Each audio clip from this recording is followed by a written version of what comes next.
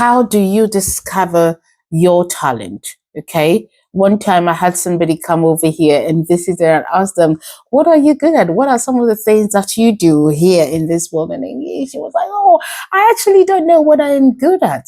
Okay. Knowing who you are, your talent, your abilities, your skills would all help you. And usually when you tie in your talent with your career and with your purpose, it so helps you. You are able to know exactly what it is that you're doing, and you do it so effortlessly and also enjoying it along the way. It doesn't become kind of burdensome.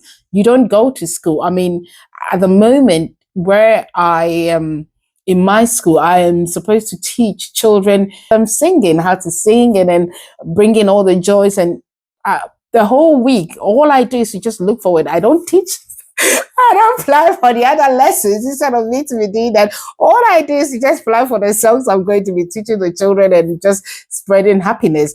It comes very naturally. It doesn't feel like work to me. Okay. So when you tie in things that you're supposed to do, you love to your career, is amazing. You go in and you can actually do that without being paid for that. And so when you know what it is that you were good at, your strength, your talent. Now, strength and talent can also be put together. You can use that synonymously because that is what they are. Okay. All right. So what are some of the ways that you can identify your own talent? Okay. That will be some of the self-reflection. You've got to encourage self-reflection. Self-reflection is the most effective ways of you to identify your own talent. Okay, these are some of the questions that you can ask yourself to help you to be able to identify the talent that you have. What are some of the activities that when you are doing or you are partaking, it feels hours, feels like minutes, it feels like even seconds.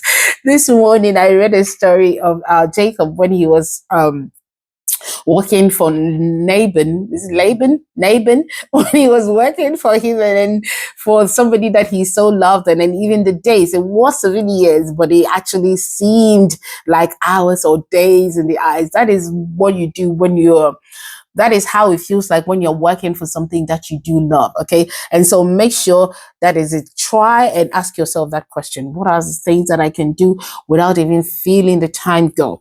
Write it down. What do others actually compliment you on? If people often praises you, what do they compliment you on? What do your friends say you are good at? And what are some of the things that they actually say that you need to work on? And for parents, if you're a parent and you're watching this, sometimes when you look at the report from your parent for your child, some of the things that they've written in, that means that maybe there's more room for improvement. It could be some of the ways that you can look at to help you to identify the talent of your child. You may never know if they say that, okay, they cannot stop talking. I know that here we are politically right. We always try to be politically right, so we would not write that down, but we go like, okay, so the person is always trying to be maybe has got leadership skills. It only means that a person is very bossy. But obviously we will not put that down. Okay. But some of the things that these teachers or we put on your report for your children can help you. When do you feel most confident? Ask yourself that question. If you feel so very confident when you are actually singing, when you're drumming, when you are managing, when you're writing, when you're organizing events, do you feel confident in that? That could be one of your areas or one of your talents. Okay, some people can have one talent, some people can have many talents. But remember, as many talents as you have, you need to make sure that you are investing in all of it. We will talk about the parable of the talents when we go along the line, but it's very important that you are investing or you are doing something about the talent that you have been given in. And number 3, what task do you find enjoyable even when it challenges you? What are some of the tasks that you find very challenging when it even challenges you? And I give myself that example with the organizing of event and making sure that I'm coordinating event. There are so many things that I do, some of the administrative tools that I have to use that I need to know about before doing that. And sometimes it's very challenging. Sometimes I don't know anything from scratch, but I do my research. I make sure it's taking my time. I make sure that I'm doing that. I'm searching all the tools. I'm searching the website to make sure that what I am doing is helping out. Identify the patterns in interest and your strength. Remember, I said that your strengths are also can be also used as your talents. Okay, so you can use these synonymously. Talents are often connected to things that you naturally excel at. Okay, so that could be, for example, if you're creative, if you love writing, if you love drawing, if you love creating music, these could be signs of your artistic talent. Okay, then you move on to the next one, which is interpersonal talent. And if you think that you are very good, naturally empathetic, if you're a good listener, if you are skilled at resolving conflict, these could be social talent. Okay, these are social in nature. It means that you know how to interact with people, you know how to make them feel good, you know what to say to make them calm down if they are very upset. These are called interpersonal talent. And then we move on to the next one, that is analytical talent. Okay, so if you love your puzzles, if you love solving math problems, if you love games that involve strategies, okay, it means that you have talents that is related to logic and analysis. Okay, and some people also do have some physical talents, and that could be in sports, in dance, in physical activities that would have like a physical coordination. Okay, and so you need to look at your past achievements, you need to look at your hobbies, and you look at all the activities that gravitate towards identifying all these reoccurring themes. Okay, if you think all these things, make sure you use that. And the fourth way of also knowing identifying your talent will be to use personality and strengths assessment. Okay, how do you do that? And now I would provide for you a link that says that this is called the MBTI, or the Clifton Strength, can offer valuable insight into your natural talent or your preferences. Okay, and so these tools are only to help you if you've checked all of that, if you've listened to your own intuition, you've listed down some of the things, you've checked the things that people say about you. Okay, you can use this also to help you to know to assess you, to know what you are good at. So the MBTI offers an understanding of personality preferences, okay? And that is whether you are an introvert or you're an extrovert or you're intuitive or you're sensing. This can help you to inform the things that you might excel at, okay? And then when we move on to the Clifton Strength, this assessment would help you to identify your top strengths and how to also develop them further. Okay, so you don't just stop at there. When you identify your talent, you need to make sure you are developing them further as well. And then the fifth one is exposure to various activities and experiences. Okay, so sometimes discovering your talent requires you to try new things. Some of them, it doesn't just jump out at you.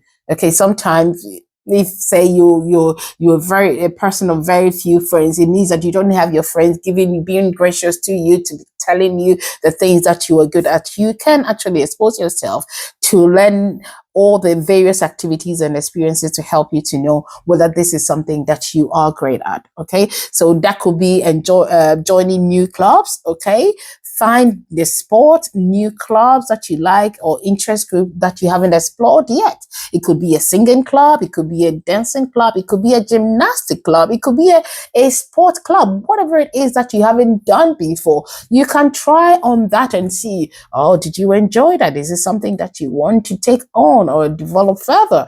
Who knows? You might like it. Who knows? You might be good at it. Who knows? You would enjoy or find a career along that side. And so, yeah, check that out, and then just explore and do a lot of things. Volunteer also. Volunteer for new projects or events. Organize opportunities for yourself to participate in various activities. So, like volunteer when you go, especially if back at home in schools, there will be so many clubs that you can go to. There is computing club, there's coding club, there's mathematics club, there is badminton club, whatever club it is, expose yourself to that. It may not be something that you love, but just try it out. You may never know. I will tell you a story down the line about me not having anything to do with teaching. I never ever thought that teaching was supposed to be something that I would even consider a career. I was dragged into it because all I wanted to do was just become an entrepreneur and become a businesswoman. And I knew that I love selling, I love creating. And so that is what I wanted to be and do. And teaching, I was like, oh, this doesn't come into whatever it is that I wanted to do. But when I stepped into that, I've loved it. I've loved children. I've loved teaching. Every time I'm going into do something that has got to do with teaching, I so jump forth to the opportunity. And so you never know if you don't give it a try. Encourage observations from others. Okay. You could actually say to somebody, not a mean friend, don't say it to your mean friend, say it to somebody who, if you want to really take on this very seriously, and say to somebody that, you know what, I'm on a task of trying to find out what are my skills and what are some of the talent or gifts that I do very well. Are you able to observe me, or with all that you have observed within this number of years that you've known me, this number of times, what do you think I am good at? Okay. And take that observation. What do you think? So you could ask them these questions. What do you think I do well? I remember asking my friend one of these questions, and yes, they told me the things that I do well, and it sort of tallied with what I had already written down. Okay, what do I do well? What do I do well? You can ask your friend that question. What have you seen me at? When have you seen me at my best? Would it be at when I draw? Okay. And sometimes when we teach these children, they bring some work to us, and I go like, wow, your creativity is really off the roof. It means that, okay, that is the time that I saw them do well, or that was when they were singing, that was when they were boogieing, that was when they were dancing, they were at gymnastics club. That is when I saw them do their best, and I knew that there was a lot of potential in that. Okay, so you can do that. And so what do you think I should be doing more of? You can ask your friend that. Okay, you can ask your friend, would it be to, is it more of leadership? Is it more of communication? Is it more of problem solving? Or is it more of even taking some time off? Okay, taking some time off and being still. That could be something that you can also do. This is what happens when you don't read your notes before coming to class. You come across something and you go like, oh, interesting. I should have actually written this note or read over this note and made sure that you understand it first before coming to teach. And that's what happens. Oh, talent has to be nurtured. It has to be nurtured and refined through practice. I am stressing on it has to be, because you cannot just say that you have talent and just sit down doing nothing. You need to make sure that you are actually practicing, putting your talent into use, and it's out of that that you are going to see the burst or gets the burst out of your talent. Okay. And so embrace whatever challenges it is that you find along the way. Okay. And when opportunities actually present itself with the talent, even though it may be great, just make sure you're using your time, you're spending time investing in that to research, to make sure you are putting in all the details that would enhance your talent. Okay.